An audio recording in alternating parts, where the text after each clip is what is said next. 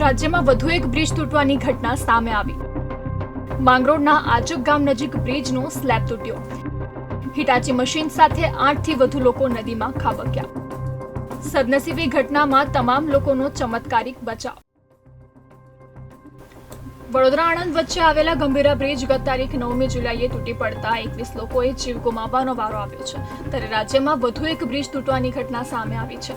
જૂનાગઢ જિલ્લાના માંગરોળ તાલુકાના આજક ગામ નજીક આવેલ બ્રિજ તૂટી પડ્યો હતો। આત્રોલી ગામથી કેશોદ તરફ જતા માર્ગ પર આવેલ પુલનો સ્લેબ તૂટ્યો હતો। આ ઘટનામાં હિટાચી મશીન સાથે 8 થી વધુ લોકો અંદાજિત 15 ફૂટ ઉપરથી નદીમાં ખાબક્યા હતા। જોકે સદનસીબે આ દુર્ઘટનામાં તમામ લોકોનો ચમત્કારિક બચાવ થયો હતો। જૂનાગઢ જિલ્લા કલેક્ટર અનિલ રાણાવસિયાએ જણાવ્યું હતું કે આ પુલ તૂટ્યો નથી પણ તોડવામાં આવ્યો છે। તો બીજી તરફ સ્થાનિકોનો આક્ષેપ છે કે જર્જરિત બ્રિજનું સમારકામ પૂરું જોખમ રાખીને કરવામાં આવી રહ્યું હતું। કોઈ સુરક્ષા વ્યવસ્થા નહીં હોવાથી આવા અકસ્માતો સર્જાય છે। આ જાહેર રસ્તો છે, હજારો વાહનો અહીંથી પસાર થાય છે। અહીં કામ કરવાની યોગ્ય તૈયારી વગર લોકોના જીવ સાથે રમત થઈ રહી હોવાનું સ્થાનિકોએ જણાવ્યું હતું। જોકે દુર્ઘટનાનો વિડીયો સોશિયલ મીડિયા પર વાયરલ થયો છે, જેમાં સ્પષ્ટ જોવા મળે છે કે પુલનો સ્લેબ તૂટતા લોકોમાં ભયનો માહોલ સર્જાયો છે।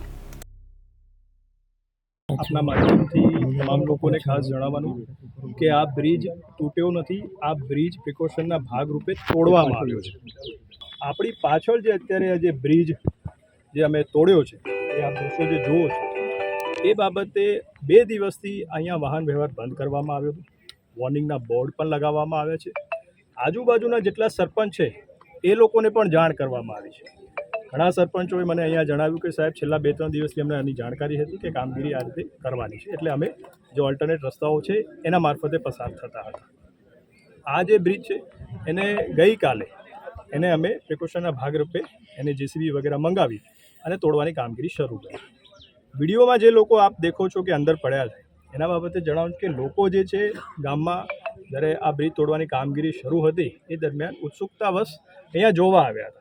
અમારા જે એસઓ હતા, એન્જિનિયર હતા, એમને લગભગ 3 થી 4 વાર વોર્નિંગ પણ આપી હતી કે ભાઈ આ બ્રિજ તૂટવાની કામગીરી ચાલુ છે, કોઈને ઈજા ન થાય એના માટે આપ પાછળ ખેંચી જાઓ, પણ અનફોર્ચ્યુનેટલી એ લોકો ત્યાં ઊભા રહ્યા અને જ્યારે એક સ્લેબ એનો તોડ્યો ત્યારે જેસીબી છે એનું બેલેન્સ થોડું ગડબડાયું અને જે લોકો ઊભા હતા એના બેલેન્સ ગડબડાવાના લીધે એ લોકો અંદર ગયા। પણ સદનસીબે આ ઘટનામાં કોઈ જાનહાનિ નથી, કોઈ ઇન્જરી નથી।